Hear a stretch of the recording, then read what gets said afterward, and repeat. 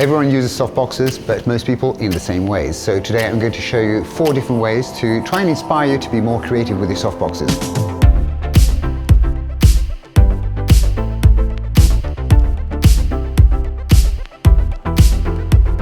I'm Andrea Belluso, also known as the Light Shaper. I'm just about to start 4 different fashion shots with each one of them their own different lighting setup, only using softboxes. So one setup will be a silhouette light, another one will be a top light, another one will be with a softbox turned into a very hard light, and another one turning a softbox even softer within a cage.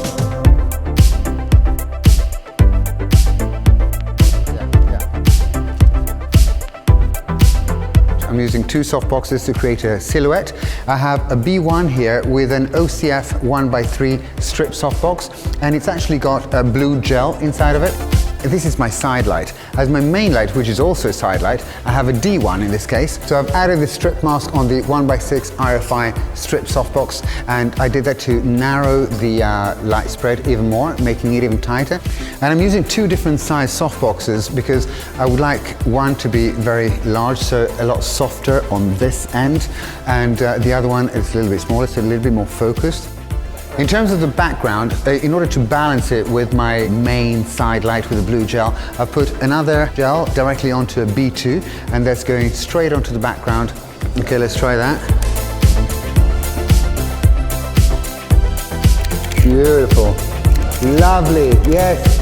Beautiful, beautiful, beautiful, yeah. The reason why I'm using 2 strip softboxes to create the silhouette effect on the model, as opposed to doing just a backlight, is to create this nice rim light that goes on both sides. Then I'm adding a little bit more play with colors and tones. Very good, very good, very good.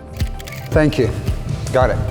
I used 2 strip softboxes to create a little bit of a silhouette kind of feeling, and one is giving us the blue highlight with the gel inside the softbox, and the other one, which is our main light, from the opposite side, giving us the true colors of the skin and of the garments. So now I'm going to use softbox to create a very hard light, and the way I'm going to do that is by placing my softbox very far away from the model, because that way my light source becomes smaller and smaller, making those shadows very defined and very sharp. The edges of the shadows I'm talking about, that's what is a hard light. And I'm going to remove the diffusers, both internal and external. I'm adding a gel onto a B1 straight on the background to try and create colored shadows. I've placed the light at that distance. It doesn't seem that much, but it's quite a lot. If I compare it to the size of my hand, it's actually this big, including the softbox. It will give me a very hard light. Gorgeous. Yes, beautiful. Gorgeous, absolutely gorgeous. Yes, like that. Yes, beautiful. Lovely, beautiful, beautiful. Yeah. I used to be scared of hard lights, and now I actually love them. I mean, my favorite light is a hard light. A hard light is going to give you all the details of the garments, of the cloth. Yes, good. Nice, that's lovely. Chin up again. Okay, we got it. If you look at this light here, just underneath the chin, it's an extremely sharp shadow. And we also see the hard shadow on the background where it gets deeper, and where the edges, even though the model is quite far away from the background, the edges are still quite sharp. There's a lot of contrast on things like the earrings. We really see the colors, and on the jacket we really see all the details, and this is due to the fact that it is a very hard light.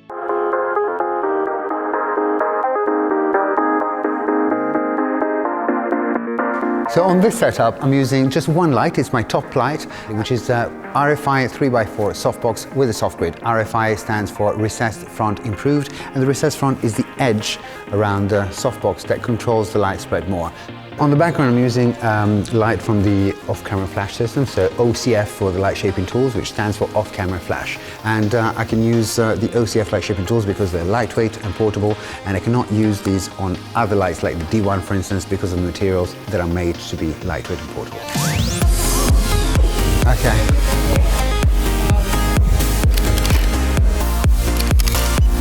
This is a tight one. Beautiful. Lovely. Mark, you like it? Yes. Very nice, I've got it.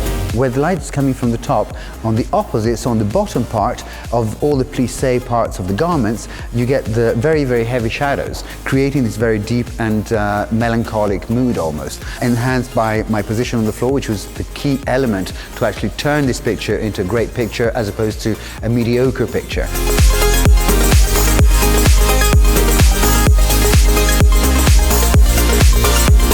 We're building a cage, and the cage was actually an invention of my first mentor, a great photographer, Bardo Fabiani, and the principle is that the light comes from the background. So the background is the light, is the main light source, which is a 4x6 RFI softbox that is bouncing inside a cage of polystyrene, giving this extremely soft feeling. So there is no direct light onto the model. It's all reflected from behind.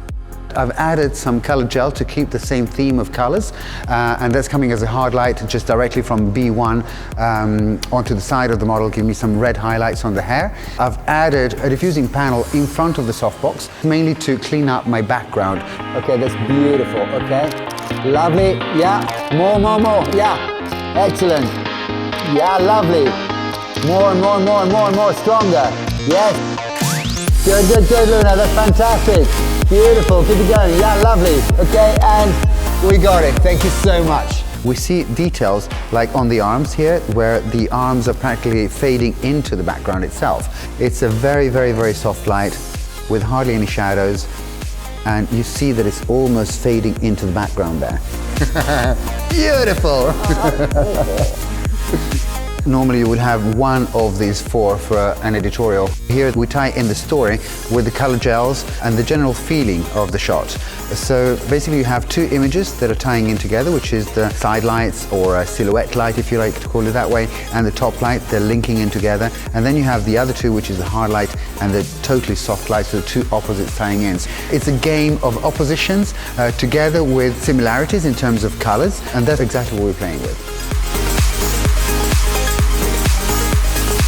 So I hope you enjoyed this video, and if you did, please press right here to find more videos in my series Tips and Tricks from the Light Shaper. See you soon. I can play this game. I can look at you.